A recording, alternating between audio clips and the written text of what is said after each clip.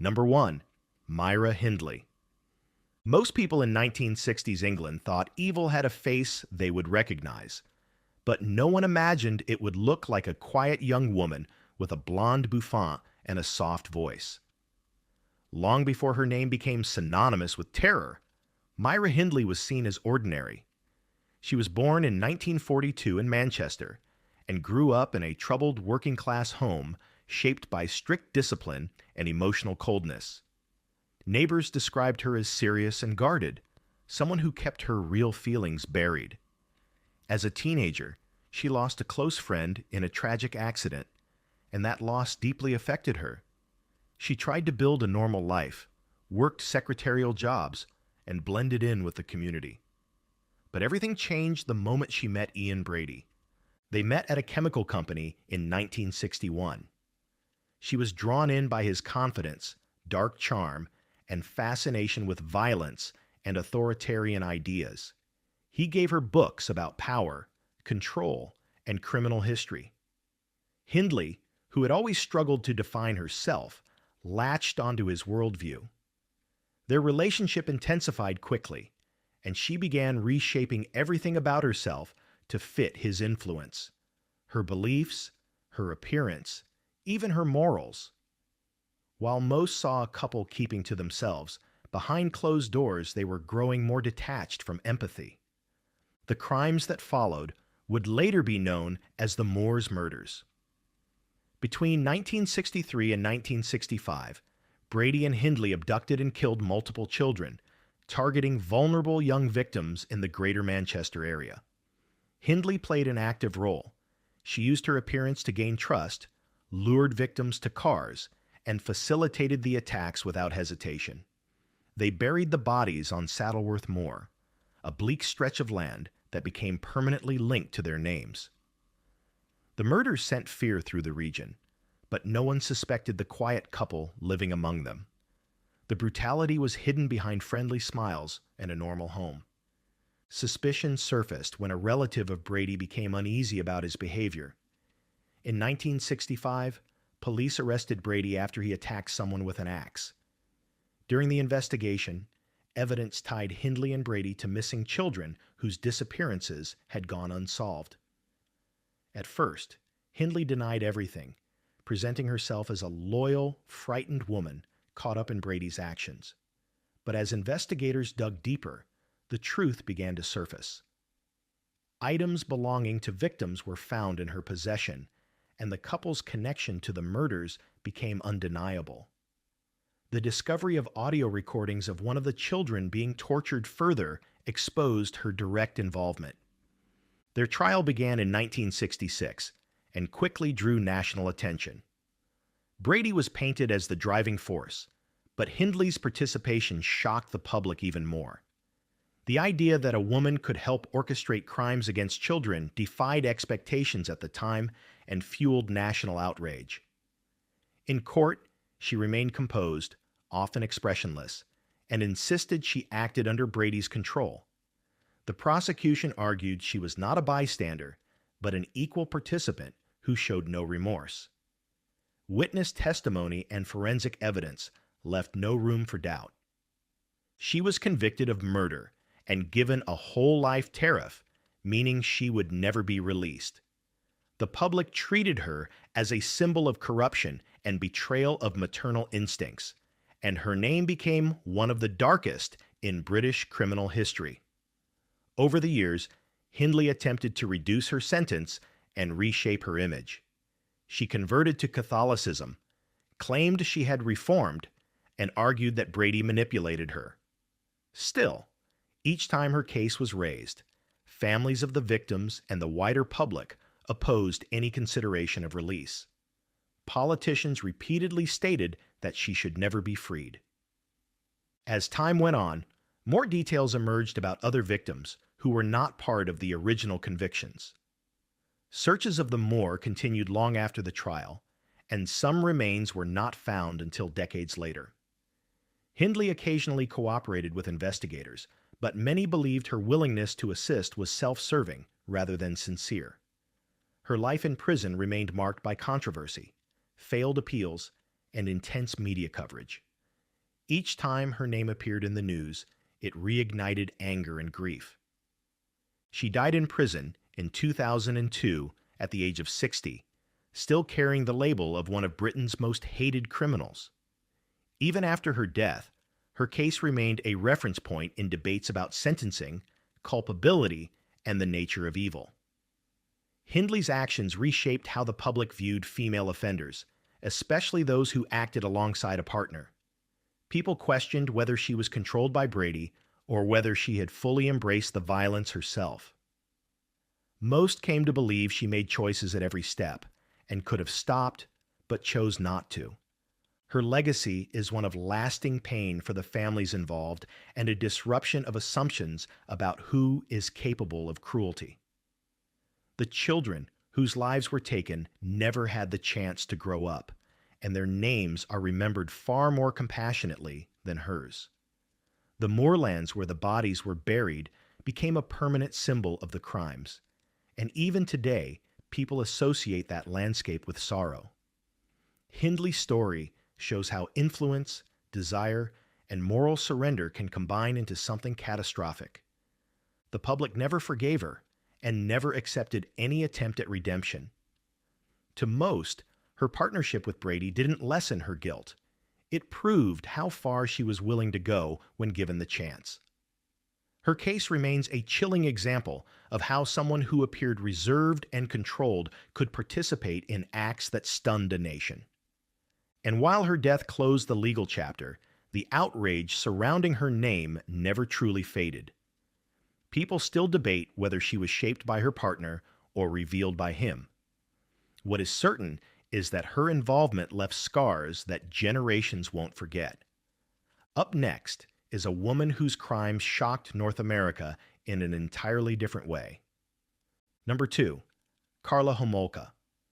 Before her name became one of the most hated in Canadian criminal history, Karla Homolka looked like the last person anyone would suspect of involvement in evil. Born in 1970 in Ontario, she grew up in a seemingly normal suburban family and was often described as friendly, responsible, and well-liked. She worked at a pet store and had a reputation for being polite and dependable. But beneath that surface was someone deeply impressionable and attracted to control and status. When she met Paul Bernardo in the late 1980s, everything shifted.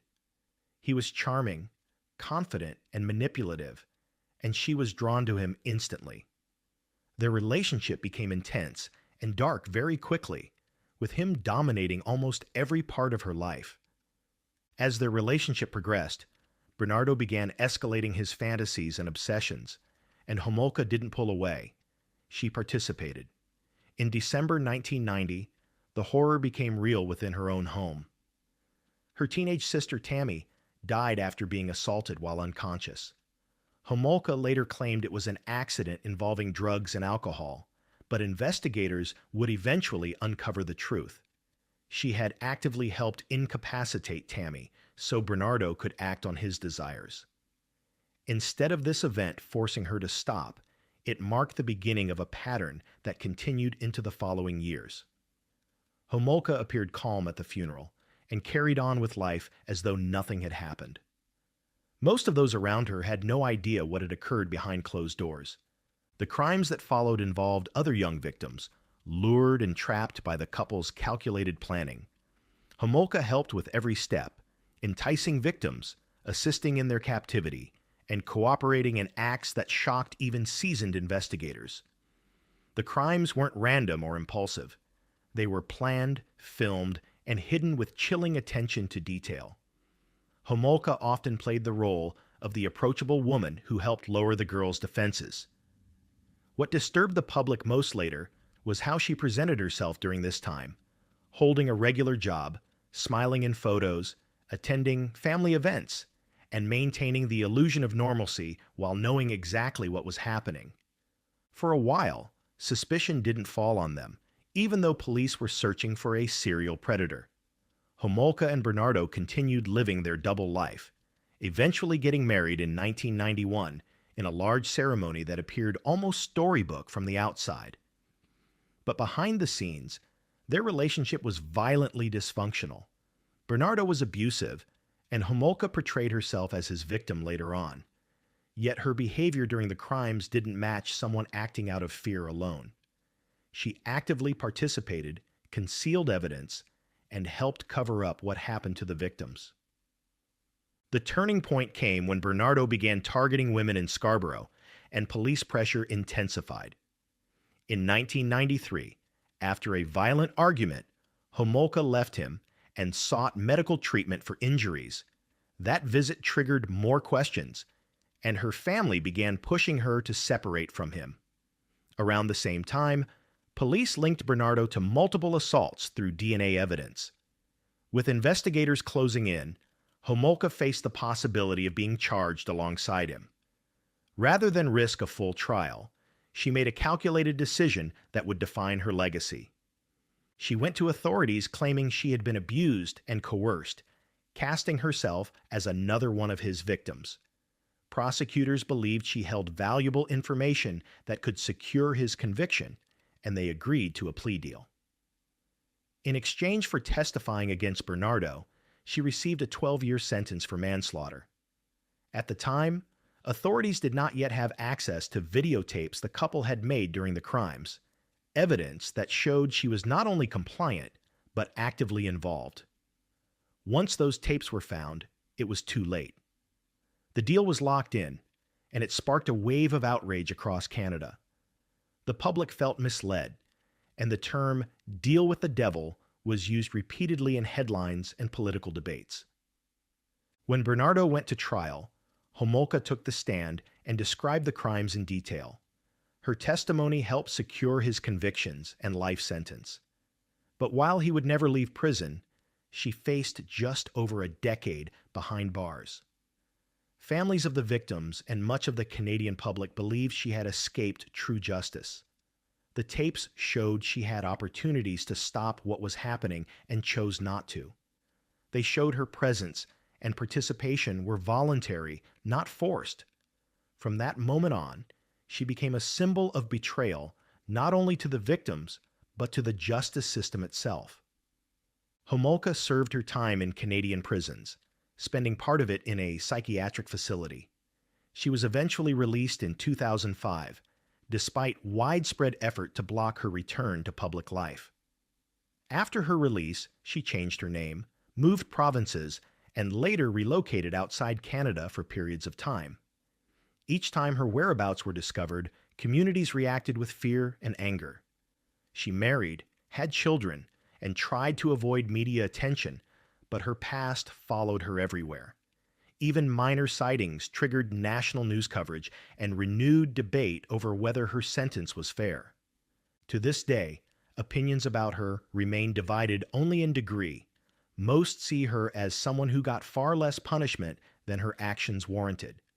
Her role shattered assumptions about complicity and female involvement in violent crime.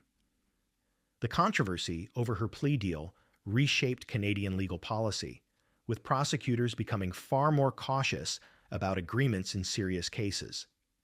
Even decades later, her name still surfaces whenever discussions arise about sentencing, rehabilitation, and the limits of legal negotiation. Her story is a disturbing example of choice over coercion, of what can happen when someone aligns themselves completely with another person's darkness. And even though she walked out of prison, the court of public opinion never released her. The next case is about a woman whose obsession led to a single murder that shocked America and ended with a life sentence. Number 3. Jodi Arias.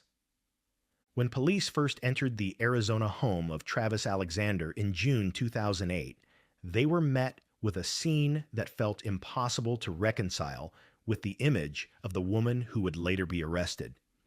Jodi Arias didn't look like someone capable of extreme violence. She was soft-spoken, artistic, and outwardly calm. Before her name filled headlines, she grew up in California in what appeared to be a typical family. She worked small jobs, explored photography, and drifted through relationships without drawing attention. Nothing in her early life hinted at the storm that would eventually make her one of the most talked about defendants in American crime history. She met Travis Alexander at a work conference in 2006 through a marketing company. He was charismatic, social, and active in his church, and she was instantly drawn to his personality. Their connection was fast, intense, and complicated. They began a long-distance relationship that mixed affection, jealousy, and emotional dependency. Friends and family on his side noticed red flags early. Arias became possessive and unpredictable when she felt ignored. She moved to Arizona to be closer to him, then later relocated to California, but still maintained constant contact.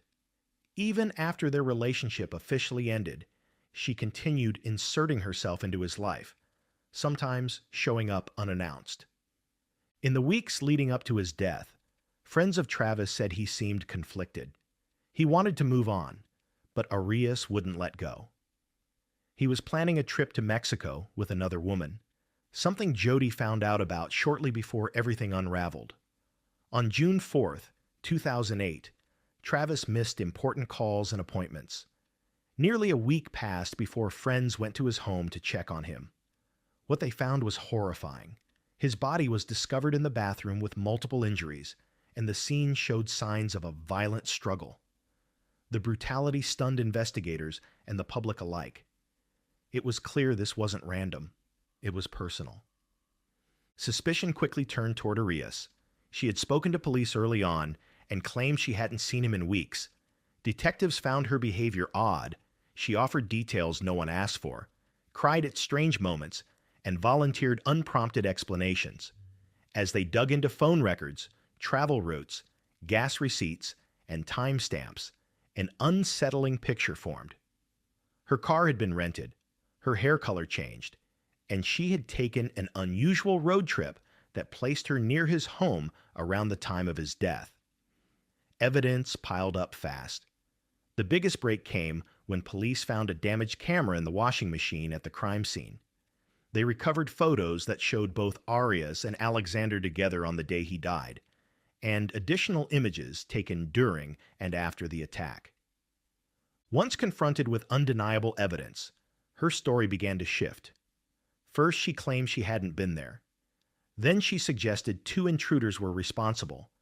Eventually, she said she killed him in self-defense.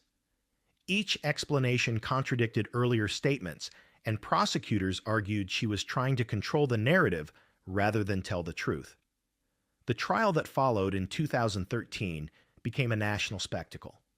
Cameras in the courtroom, intense media coverage, and the defendant's demeanor turned it into one of the most widely followed criminal cases of the decade. During testimony, Arias spoke calmly and at length, describing her version of events. But the prosecution focused on the forensic evidence, the staged cover-up, and the planning that suggested this was not spontaneous.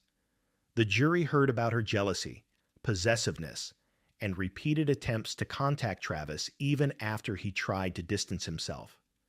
They also examined physical details that showed he had tried to defend himself. Jurors were shown time-stamped photos that left no room for alternative explanations.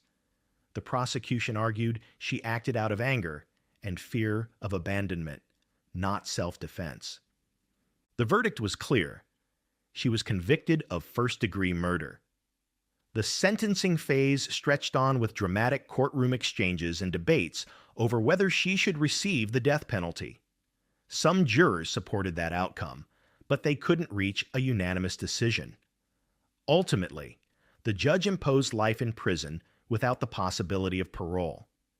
For many observers, the focus wasn't just the crime itself, but the way Arias tried to manipulate perception from the very beginning.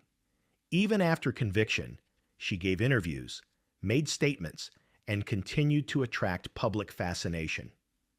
Today, she remains incarcerated in Arizona, serving a life sentence. She has no chance of release, and her name still sparks debate about motive, deception, and obsession. The case became a reference point in discussions about intimate partner violence, not from the side usually expected. Many people who followed the story still talk about how she presented herself compared to what she did. There was no history of violent crime, no long criminal record, no outward signal of what was coming. The contrast between the image she projected and the reality of the crime keeps her story alive in documentaries, podcasts, and legal discussions. What continues to unsettle people is how calculated everything appeared afterward. She tried to call his phone, left voicemails, and sent messages as if nothing had happened. She even reached out to the woman he planned to travel with. Her behavior was not that of someone shocked or panicked. It was someone covering tracks. The contrast is part of why the case drew so much attention.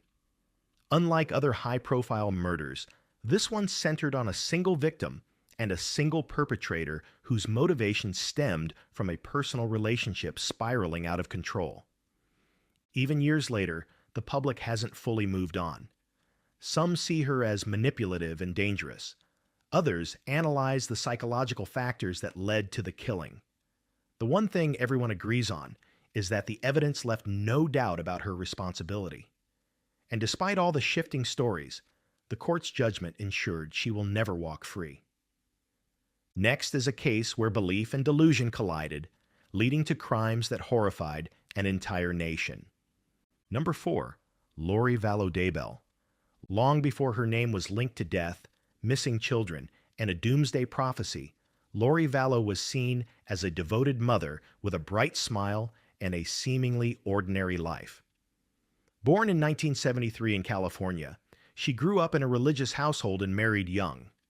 Over the years, she went through multiple marriages, each ending with growing instability.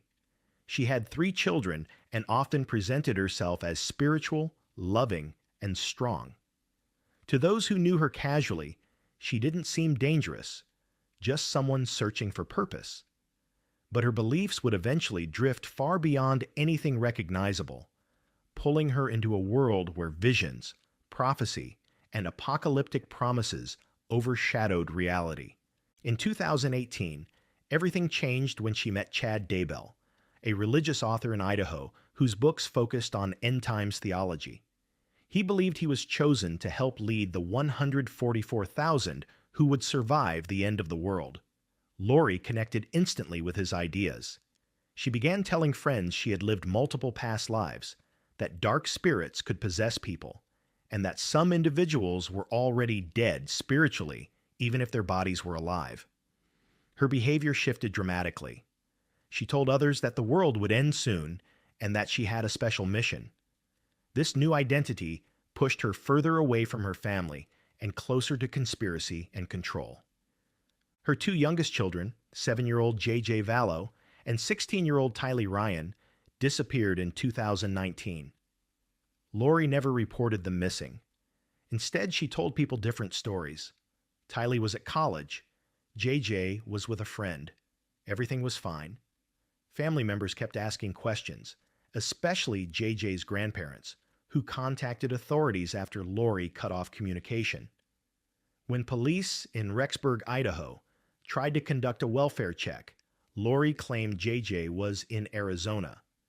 Investigators quickly learned that wasn't true. Days later, Lori and Chad left the state and refused to cooperate. The search for the children gained national attention, and every unanswered question made things look worse. As authorities dug into Lori's history, a disturbing pattern emerged. People connected to her kept dying. Her 4th husband, Charles Vallow, was shot and killed by Lori's brother, Alex Cox, just months before the children vanished. Lori told police it was self-defense, and she showed little emotion after his death. Not long afterward, Chad's wife, Tammy Daybell, died unexpectedly in what was initially labeled natural causes. Within weeks, Lori and Chad were married on a beach in Hawaii. While they enjoyed their honeymoon, investigators were building a case and tracking growing inconsistencies. By early 2020, Lori was ordered by a court to produce the children. She ignored the demand and was arrested in Hawaii for failing to comply. Chad stayed silent and avoided the press. Meanwhile, Investigators continued searching the Daybell property in Idaho. In June 2020, they found human remains buried in the backyard. The remains were confirmed to be JJ and Tylee. The condition and placement of the bodies revealed the level of planning that went into hiding them. The discovery ended months of hope for surviving family members and confirmed what many had feared. Public reaction was immediate and furious. Lori's earlier claims about being a chosen leader and her calm reaction to the children's disappearance made the case even more unsettling. Prosecutors charged both Lori and Chad with murder, conspiracy, and related crimes, including the death of Tammy Daybell. During court hearings, Lori often appeared detached, sometimes smiling or whispering to her attorneys. She continued to talk about spiritual battles, alternate identities, and dark spirits influencing people. Her defense tried to argue mental health issues, but the prosecution focused on evidence showing intent and planning. The trial in 2023 laid out the timeline of manipulation, deception, and murder. Witnesses testified about her growing extremism, her fascination with doomsday roles, and how she labeled loved ones as zombies before they disappeared or died. Investigators introduced phone records, digital messages, financial documents, and testimony from former friends who said Lori believed the children were obstacles to her spiritual destiny. The prosecution argued she wanted freedom from responsibility and a future with Chad without her children or his wife in the way. The jury convicted her of multiple counts of murder and conspiracy, including the killings of JJ and Tylee and the plot involving Tammy Daybell's death. At sentencing, family members spoke about the pain, betrayal, and loss the crimes caused. The judge called Lori's actions heinous and selfish beyond measure. She received multiple life sentences without the possibility of parole. The court made it clear she would never be released. Even after the conviction, she maintained that everything would make sense in a spiritual context. Chad Daybell is still awaiting trial, facing many of the same charges. The case continues to raise questions about influence, belief, and how far someone will go when convinced they are chosen or above consequence. Many people who once saw Lori as harmless now see a woman who combined fantasy, manipulation, and lethal intent. Today, she sits in an Idaho prison with no hope of freedom. The story of Lori Vallow Daybell shows how delusion wrapped in religious overtones can mask violent choices. Her children vanished, and instead of panic, she planned her wedding and fled the state. The contrast between her public calm and the horror discovered in that backyard still stuns those who followed the case. Next is a woman whose crimes on the road turned into one of the most infamous murder cases in Florida history. Number 5. Aileen Wuornos. Long before she became a headline, Aileen Wuornos was a child drifting through a life already stacked against her. Born in 1956 in Michigan, she never knew a stable home. Her father was imprisoned and later died, and her mother abandoned her while she was still a toddler. She and her brother were sent to live with grandparents who struggled with alcoholism and violence. By her early teens, she was sleeping in cars, woods, and abandoned buildings. She survived by trading favors for food and shelter, and every year pushed her further away from anything resembling normal life.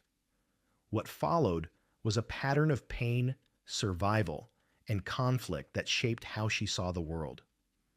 By the late 1970s, she had made her way to Florida, drifting along highways and living off what she could get.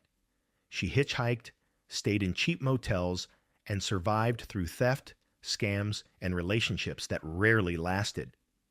Her criminal record started small: disorderly conduct, illegal possession, firing a gun from a moving vehicle, but each incident hinted at deeper instability. Those who met her described her as angry, volatile, and unpredictable, yet also desperate for connection. She formed a relationship with a woman named Tyria Moore, and the two lived together on the edge of poverty. Moore worked occasional jobs while Warnos supported them through prostitution along Florida highways. Everything changed in late 1989 when a man named Richard Mallory was found dead in a remote area. He had been shot multiple times. At first, investigators had no clear suspect or motive, but over the next year, bodies of other men were discovered in similar circumstances: abandoned vehicles, remote locations, and gunshot wounds. The victims were middle-aged men, some traveling for work, others passing through the state. Detectives began connecting the cases. Witnesses reported seeing a blonde woman with some of the victims before they disappeared, and pawn shops traced items belonging to the men back to Warnos. She was arrested in January 1991 at a biker bar in Volusia County. Police found Moore and convinced her to speak with them. In exchange for avoiding charges, Moore agreed to call Warnos and record their conversations. On tape, Aileen took responsibility for the shootings, but claimed she acted in self-defense. She insisted the men had attacked or threatened her and that she had no choice. However, the evidence and patterns suggested something else. Prosecutors described a cycle of robbery and murder driven by anger and desperation, not survival from a sudden threat. Her trial in 1992 drew enormous media attention. She sat in court with a hardened expression, often appearing detached from the proceedings. The prosecution built a case around the consistency of the crimes: the similar injuries, the locations, the stolen property, and her efforts to disguise her identity. They emphasized that none of the victims were reported as violent offenders and that Warnos never contacted authorities after any of the alleged incidents. Her own statements shifted over time. Sometimes it was self-defense. Other times she claimed the men deserved it for what they represented. She was convicted of the murder of Richard Mallory and eventually charged in several of the other deaths. The court sentenced her to death. Over the next decade, she remained on death row at the Florida Women's Reception Center. During that time, her mental state appeared to deteriorate. She spoke publicly in interviews, often contradicting herself and expressing distrust of nearly everyone around her. Some people who followed the case saw her as a product of extreme trauma. Others viewed her as fully responsible for the choices she made. Her anger toward the justice system grew, and at times she claimed she wanted the sentence carried out without appeals. On October 9, 2002, Aileen Warnos was executed by lethal injection. She was 46 years old. Her death marked the end of one of the most widely publicized criminal cases involving a female offender in American history. Over time, her story became the subject of documentaries, books, and films. Some focused on her crimes, others on how her early life may have shaped her. She remains one of the few women labeled a serial killer in the United States, and her case is still discussed in legal and psychological contexts. What unsettles many about her story is the combination of relentless hardship and relentless violence. She lived on the margins for decades, and when she began killing, she targeted strangers who crossed her path at random. The contrast between the girl abandoned as a child and the woman condemned as a killer kept her case in the spotlight long after the verdict. Even in her final days, she remained defiant, blaming society and the legal system for what she had become. Her legacy is not one of mystery, but of collision, where trauma, anger, and opportunity met on the side of the road. The question of whether she was shaped by her past or driven by her own choices still sparks debate. But the courts left no doubt about her fate, and her death sentence marked the conclusion of a life that began in chaos and ended in infamy. Next is a woman whose crimes targeted society's most vulnerable and left investigators stunned by what they uncovered. Number 6. Juana Barraza. Long before headlines labeled her one of Mexico's most infamous serial killers, Juana Barraza was a woman shaped by hardship from the very beginning. Born in 1957 in rural Hidalgo, She grew up in poverty with little stability or protection. Her mother was an alcoholic who, according to later testimony, traded her to an older man when she was still a child. That betrayal set the stage for a life marked by trauma, distrust, and anger. With no real education, she moved between low-paying jobs and did whatever she could to survive, carrying years of resentment toward older women who reminded her of her mother. In her 20s and 30s, she found an outlet in an unusual place: professional wrestling. Under the ring name La Dama del Silencio, or the Lady of Silence, she performed in small arenas around Mexico City.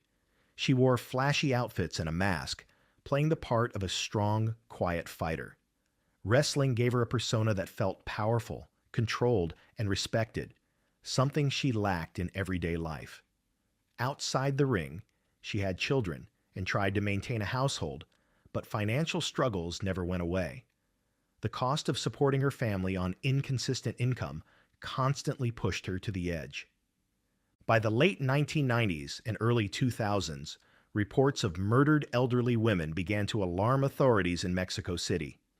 These victims were found in their homes, often alone, and living on modest pensions. They were attacked without forced entry, suggesting the killer gained their trust or found a convincing way inside. The press began calling the perpetrator La Mata Viejitas, the little old lady killer. At first, police didn't believe a woman could be responsible. They profiled the suspect as a man disguised as a woman or working with female accomplices. That assumption allowed the crimes to continue longer than they might have otherwise. Juana Barraza targeted women who were typically in their 70s or 80s. She would enter their homes by pretending to be a nurse, social worker, or government employee offering benefits. Once inside, she acted quickly, attacking them and leaving their bodies behind. Investigators later said she seemed to follow a pattern driven by rage rather than theft, even though she sometimes took items afterward. Witnesses who saw a strong, broad-shouldered woman near crime scenes were dismissed or ignored because the idea of a female serial killer seemed unlikely. As the number of victims rose, public fear grew. Elderly women, often already isolated, lived with the fear that someone might knock on their door pretending to help. The authorities struggled to connect the cases at first, and mistakes during the investigation led to false arrests and public criticism. Only after forensic evidence and witness accounts aligned did police begin to consider that the killer could, in fact, be a woman with physical strength. In January 2006, everything changed when a witness saw a middle-aged woman leaving the home of her latest victim, an 82-year-old named Ana Maria de los Reyes. Police were called immediately and apprehended Juana Barraza nearby. Inside her bag, they found items that tied her directly to the murder. When investigators searched her home, they discovered objects linked to other victims and documents connected to the false identities she used to approach them. DNA evidence further tied her to multiple scenes. During questioning, Barraza admitted to some of the killings but denied others. She said she acted out of anger, triggered by her past and the memory of her mother. Her legal team attempted to argue mental and emotional impairment, but prosecutors moved forward with charges tied to numerous deaths. In 2008, she was convicted of 16 counts, including murder and robbery, though she was suspected in dozens more. The court sentenced her to 759 years in prison, effectively ensuring she would die behind bars. The public reaction was a mix of shock, anger, and disbelief. The idea that an ex-wrestler and mother had quietly become a serial killer challenged assumptions about gender and violence. Many pointed out that authorities had wasted valuable time by refusing to consider a woman as a suspect. Others focused on the fact that her victims were among society's most vulnerable and least protected. Elderly women trusted her because she looked like someone offering help, not harm. Today, Juana Barraza is held at the Santa Marta Acatitla Women's Prison in Mexico City. she is not eligible for release. Her case has been studied by criminologists and psychologists who examine the connection between lifelong trauma and violent behavior. She rarely speaks to the media, but when she has, she shows little remorse. She has become a symbol of how anger and neglect can evolve into something deadly when left unchecked. What sets her apart is not just the number of victims, but the deliberate way she exploited kindness and loneliness. Unlike others who killed partners or acquaintances, she sought out strangers who trusted her. Her crimes forced Mexico to confront the possibility that serial killers are not always male, and danger can come from those who appear familiar. Her name still lingers in conversations about criminal profiling and victim protection. Even years later, people remember how long she eluded capture and how many warnings were missed. The shock didn't come only from what she did, but from who she was and how easily she moved through neighborhoods unnoticed. Next is a woman whose crimes targeted the youngest and most defenseless, leaving a trail of fear across Florida. Number 7. Christine Falling. Long before anyone suspected she was capable of taking a life, Christine Falling was a teenager in rural Florida who grew up surrounded by instability, illness, and neglect. Born in 1963 in Perry, Florida, she came from a home marked by poverty and hardship. From a young age, she struggled with developmental delays, medical problems, and a lack of consistent care. Teachers described her as slow, distracted, and unable to keep up with classmates. She dropped out of school early and rarely stayed in one place for long. Neighbors later said there were signs something was off, but no one imagined the extent of what she would eventually do. By her teens, she began working as a babysitter and caregiver for young children. Parents who hired her often did so out of necessity. Small towns didn't offer many options, and she seemed quiet, harmless, and willing to work for little pay. But as she moved between jobs, a disturbing pattern followed. Infants and toddlers in her care began dying under strange circumstances. At first, each death was explained away as sudden illness, seizures, or crib accidents. Doctors struggled to find definitive causes, and in some cases, didn't suspect foul play at all. She was rarely questioned, and no one connected the deaths to the same person. Between 1980 and 1982, several children she watched died unexpectedly. Each time she was present. Each time she gave vague explanations. Breathing problems, sudden collapses, mysterious choking. Because most of the victims were very young, authorities didn't immediately investigate her. One child, just a few months old, was found unresponsive not long after Falling claimed the infant had been crying and then went limp. Another toddler died after Christine reported that the child had suddenly stopped breathing. These accidents were spread across different households, allowing her to move on before suspicion settled in. The turning point came when a young girl named Cassie, who was older than most of the other victims, died after being left in Falling's care. At just under 5 years old, she collapsed shortly after Christine claimed she had gone to lie down. This time, doctors were less convinced by the explanations. An autopsy revealed signs of suffocation rather than illness. Investigators began reviewing Christine's past and found that multiple children had died shortly after being left alone with her. It was no longer coincidence. There was a pattern of unexplained deaths that followed her from home to home. When questioned by police, she at first denied responsibility, but soon began to change her story. Eventually, she confessed to killing several children by smothering them with her hands, using pillows, or covering their faces. She claimed she just felt the urge and that something inside her snapped. Later, she told authorities that voices in her head urged her to do it. Her confessions were chilling, delivered without emotion, and confirmed what investigators feared. In 1982, she was charged with multiple counts of murder. Prosecutors focused on 3 confirmed cases, but suspected she was responsible for more deaths that had gone unnoticed or uninvestigated. Rather than go to trial, she accepted a plea deal to avoid the death penalty. She pleaded guilty to 3 counts of first-degree murder and received life in prison with the possibility of parole after 25 years. At the time, she was only 19 years old. Public reaction was a mix of anger and disbelief. The idea that a teenage babysitter could kill multiple children without anyone suspecting her for so long shocked communities across Florida. Families who once trusted her were left devastated, and some struggled with guilt for not seeing warning signs. Authorities were criticized for not recognizing the pattern sooner, especially as one child after another died while in her care. Her case highlighted serious gaps in oversight, especially for informal childcare arrangements.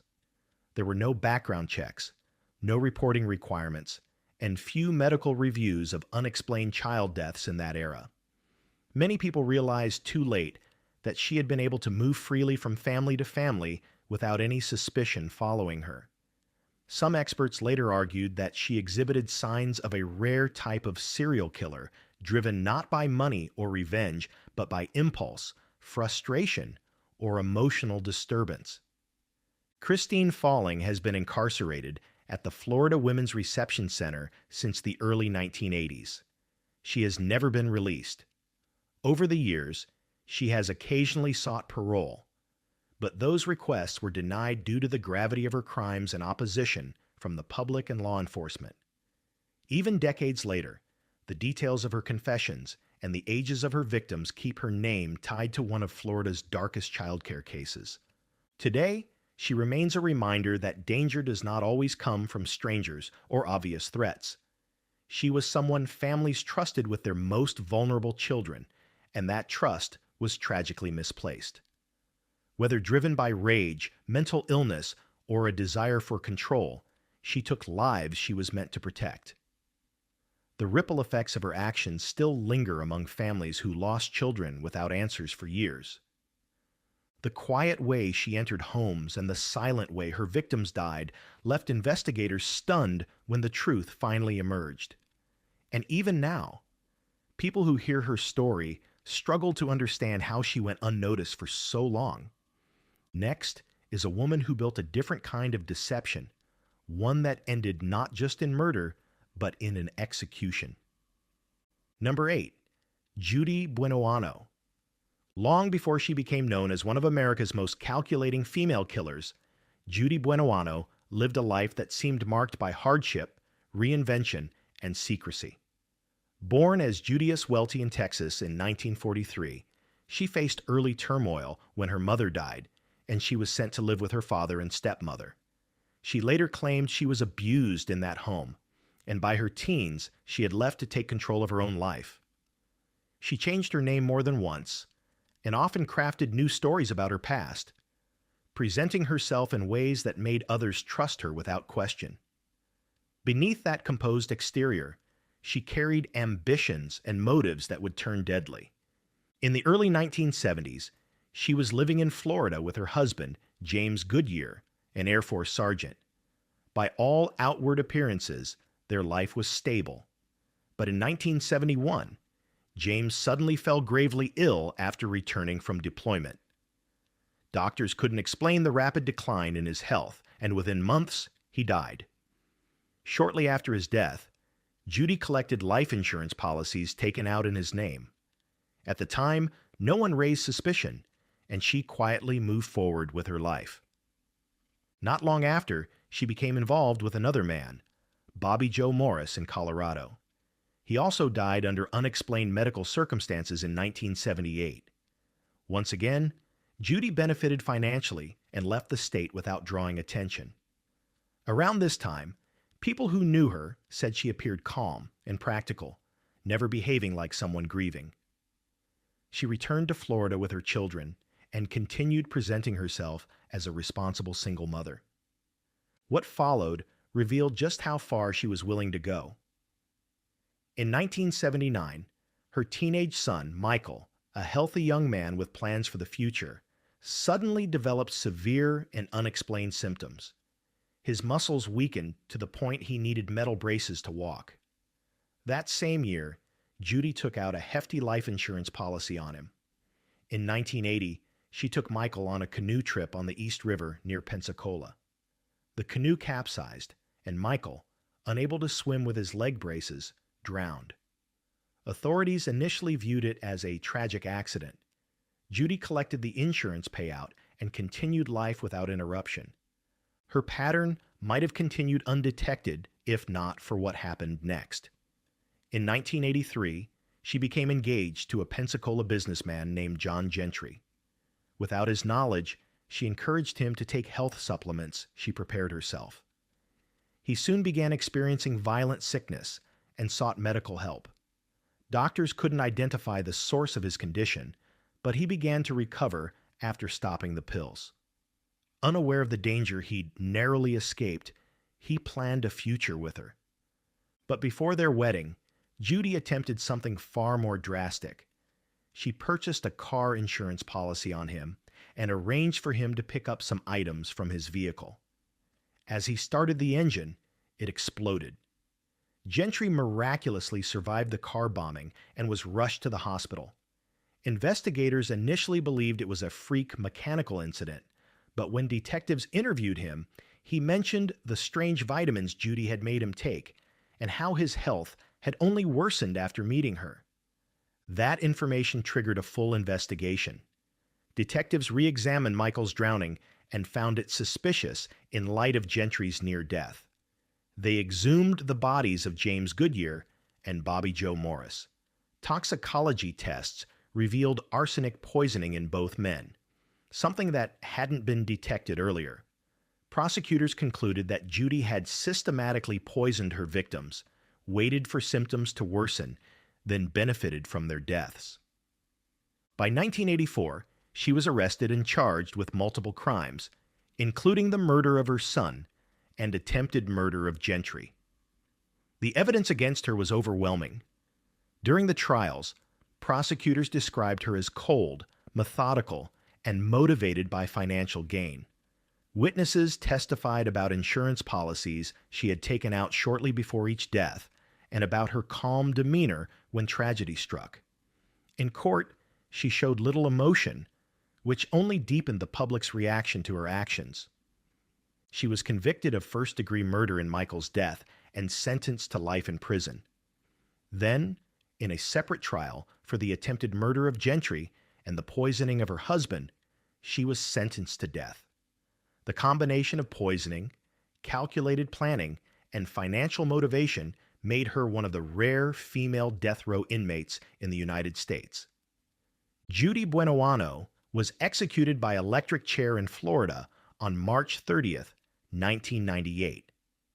At the time, she was the first woman executed in the state since 1848 and the third woman executed in the U.S. since the reinstatement of the death penalty in the 1970s. She declined a final statement, maintaining her silence until the end. Her case continues to stand out because of the mix of deception and patience she used. Rather than acting impulsively, she waited weeks and months for poison to take effect, all while pretending to care for the very people she was harming. She manipulated trust, exploited relationships, and used insurance policies as incentives for murder. The fact that her victims included husbands, lovers, and even her own son left the public with a sense of disbelief that never fully faded. Even today, investigators and criminologists reference her case when discussing female offenders, profiling differences in motive and method, and the difficulty authorities once had detecting deliberate poisoning. She remains one of the most notorious examples of hidden violence carried out over years by someone who appeared entirely ordinary. Next is a woman whose crimes stretched across generations and claimed the lives of those closest to her. Number 9. Nanny Doss. Long before newspapers nicknamed her the Giggling Granny, Nanny Doss lived a life that gave no obvious warning of what she would later become. Born in 1905 in Alabama as Nanny Hazel, she grew up on a farm in a strict, isolated household. Her father controlled every aspect of the family's life. Schooling was limited, Work was constant, and independence was discouraged. As a child, she suffered a head injury in a train accident, something she later claimed left lasting effects. She developed an obsession with romance magazines and fantasized about love, marriage, and escape. But instead of escape, each step of her life drew her into a pattern of death that followed her for decades. At just 16, she entered her first marriage to a man named Charlie Braggs. The marriage was strained from the start.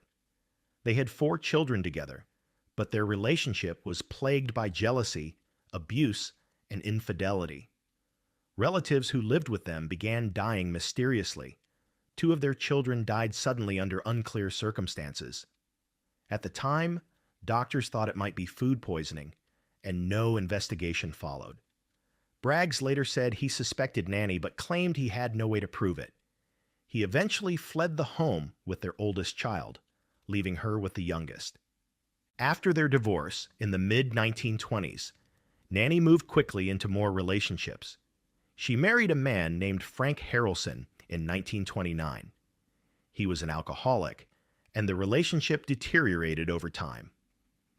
In 1945, he died after drinking whiskey laced with rat poison.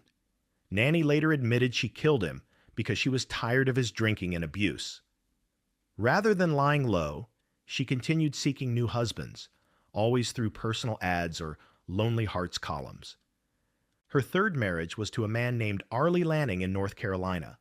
Within 2 years, he died suddenly, supposedly from heart failure. After his death, the house they lived in conveniently burned down, and Nanny collected the insurance. His mother died shortly after while under Nanny's care. Once again, no suspicion fell on her. She then moved in with her sister, who also died unexpectedly, not long after Nanny arrived. It seemed that anyone who became close to her, husbands, relatives, even her own children, risked ending up buried without answers. But the pattern was still not recognized publicly, partly because she moved frequently and authorities in different states didn't share records the way they do now. In 1952, she married her 4th husband, Richard Morton, in Kansas. He died within a year after showing sudden symptoms similar to her previous partners. Nanny later admitted she poisoned him after discovering he had been unfaithful. By then, she was in her late 40s and had grown confident in her methods and her ability to hide behind charm and a pleasant appearance. Her final marriage was to a man named Samuel Doss in Oklahoma. He was a clean-living churchgoer who insisted on a proper lifestyle. Unlike her other husbands, he tried to limit her magazine subscriptions and spending habits. Only a few months into the marriage, he fell critically ill with stomach pains, recovered briefly, then collapsed again after returning home from the hospital. He died soon afterward. This time, doctors became suspicious. They ordered an autopsy, which revealed arsenic in his system. Police questioned Nanny, and the investigation quickly unraveled years of secrets. Bodies of former husbands and relatives were exhumed. Autopsies showed poison in multiple victims. Faced with mounting evidence, she confessed without much resistance. What made her case even more unsettling was the way she behaved during questioning. She smiled, laughed lightly, and described her actions without remorse. That demeanor led the press to call her the giggling granny, the jolly black widow, and the lonely hearts killer. She admitted to poisoning 4 husbands, her mother, one of her sisters, 2 of her children, and a grandson. Some believe the number may have been even higher, but not all deaths were conclusively tied to her. In 1955, she was convicted of murdering Samuel Doss. Rather than pursue charges for every death, prosecutors focused on that case to secure a life sentence. She avoided the death penalty and was sent to the Oklahoma State Penitentiary. She remained there until her death in 1965 from leukemia. Even after her convictions, people struggled to understand how she moved undetected for nearly 30 years. Unlike many serial killers, she didn't hide in the shadows. She lived openly with relatives, attended church, read magazines, and portrayed herself as a loving wife. Her victims trusted her, and authorities at the time rarely suspected women of calculated, repeated murder using poison. Her story stands out because of how ordinary she appeared and how long she got away with it. Each death was explained as illness, bad luck, or heart problems.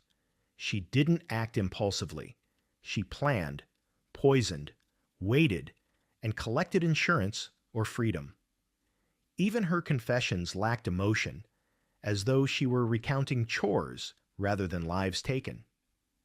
To this day, Nanny Doss is remembered as someone who hid behind smiles and domestic roles while quietly ending the lives of those closest to her. She never showed regret, never asked for forgiveness, and never offered real explanations beyond mild irritation or personal convenience. Her legacy is a chilling reminder that evil can disguise itself behind familiarity and charm. The final case in this list involves a mother whose crime shocked the nation and sparked one of the most emotional trials of the 1990s. Number 10. Susan Smith. On the evening of October 25, 1994, a calm voice called 911 from Union, South Carolina. Susan Smith told the dispatcher that a black man had stolen her car at a red light and driven off with her two young sons still strapped inside. She said she had begged him to stop, that she chased the vehicle as it sped away, and that she didn't know where he was taking them. Within hours, the story drew national attention. Police set up roadblocks, search teams dragged lakes and fields, and news stations broadcast her tearful pleas to the country. She stood in front of cameras, begging the alleged kidnapper to bring back 3-year-old Michael and 14-month-old Alex. The image of a devastated young mother holding back sobs shaped public sympathy instantly. But from the very beginning, parts of her story didn't sit right with investigators.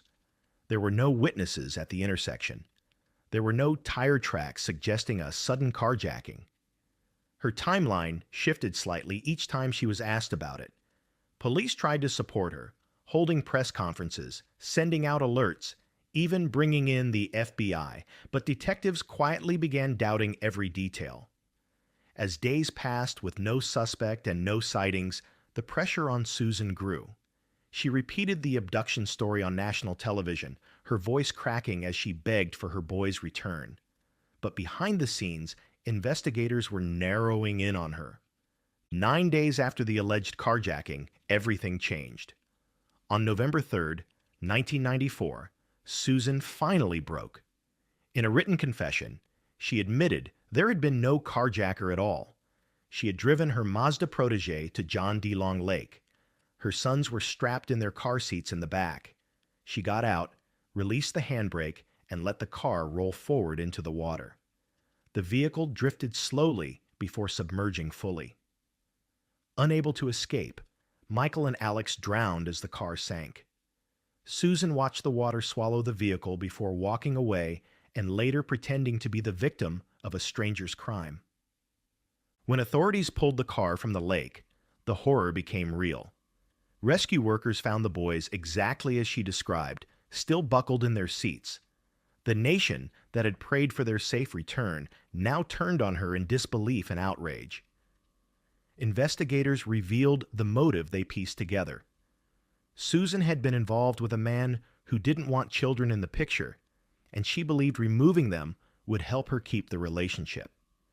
She was also overwhelmed by personal stress, financial struggles, depression, and a recent separation from the boy's father.